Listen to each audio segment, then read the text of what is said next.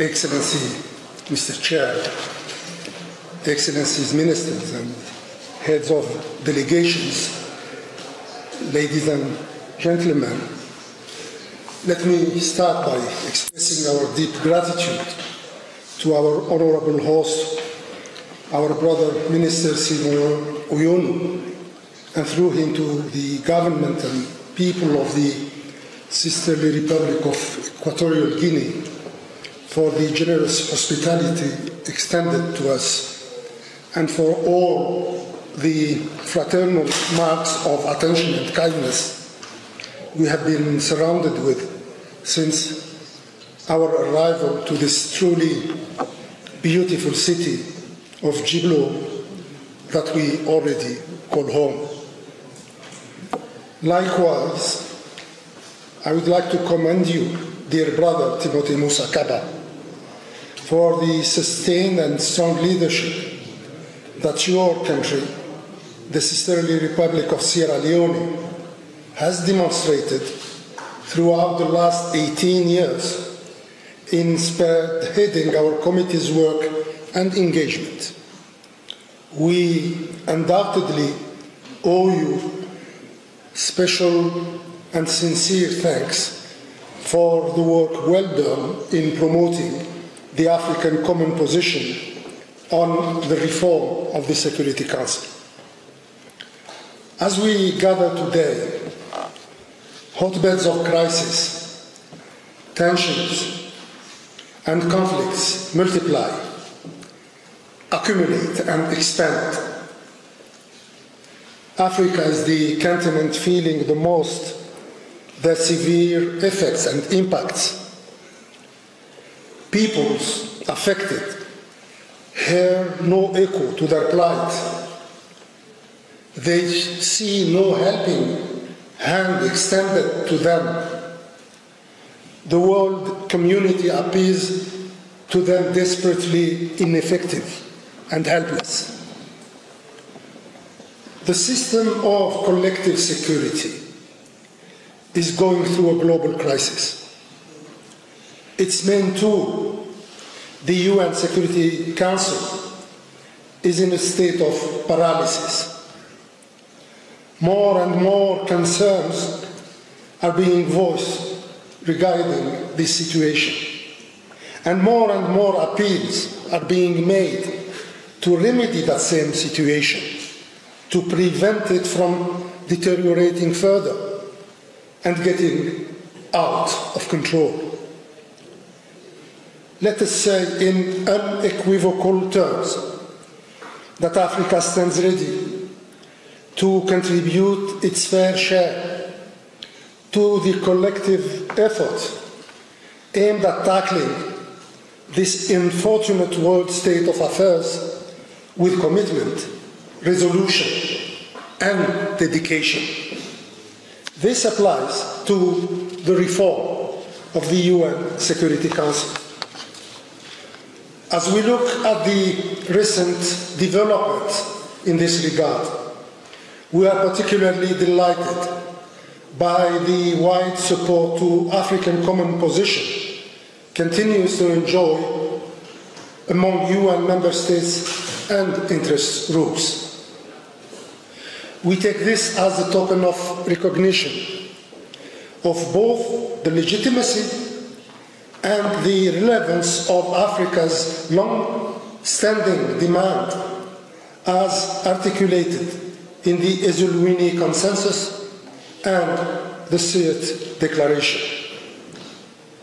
Moving forward, this delegation is of the view that our committees ought to remain fully engaged in the intergovernmental negotiations process.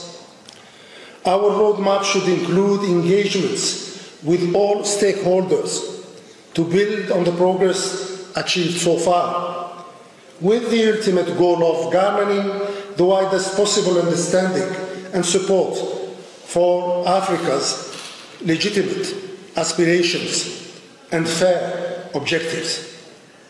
In our collective, fair and sound assessment, the African Common Position is different from all other positions expressed within the IGN so far.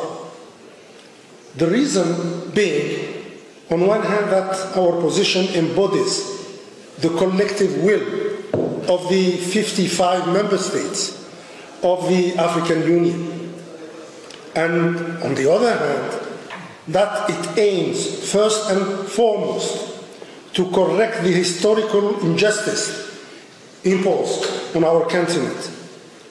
As such, our narrative should focus more on this undeniable fact to highlight the special case of Africa and the need for this case to be considered and set as a priority and as a matter of urgency in the reform process. In the same vein, we should be very cautious about any attempt to draw this process to a premature conclusion, or any piecemeal approach that would further exacerbate the difficulties that the Security Council is currently suffering from. What is needed the most is a comprehensive approach that will hopefully lead us to a more representative council and at the same time a more efficient one. We are fully aware that the relationship between representation and effectiveness is a very complex one. Representation alone cannot ensure and guarantee effectiveness.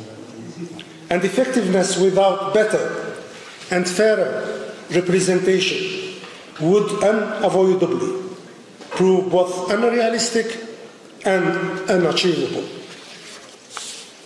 From our perspective, this dilemma can be overcome if we extend the debate to include the rules governing the functioning of the Security Council, its decision-making process, as well as its interactions with the wider UN system.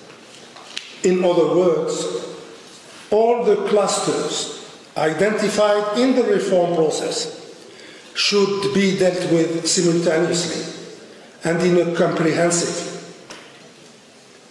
coherent, and global manner. Last but not least, we all agree that Africa, speaking with one voice on this issue and on all other matters affecting our continent, is a must. We have all seen how this paid off, with the African Union becoming recently a full member of the G20.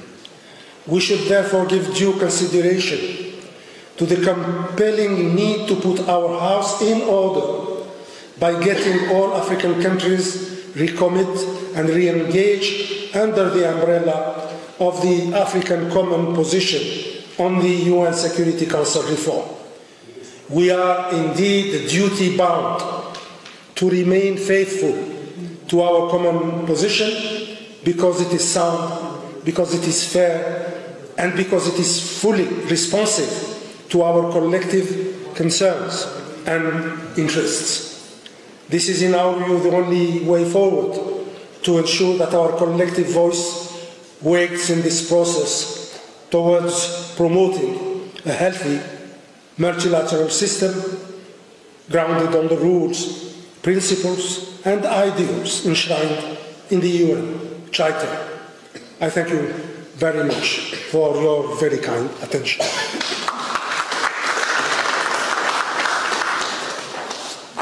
Thank you, Your Excellency, for those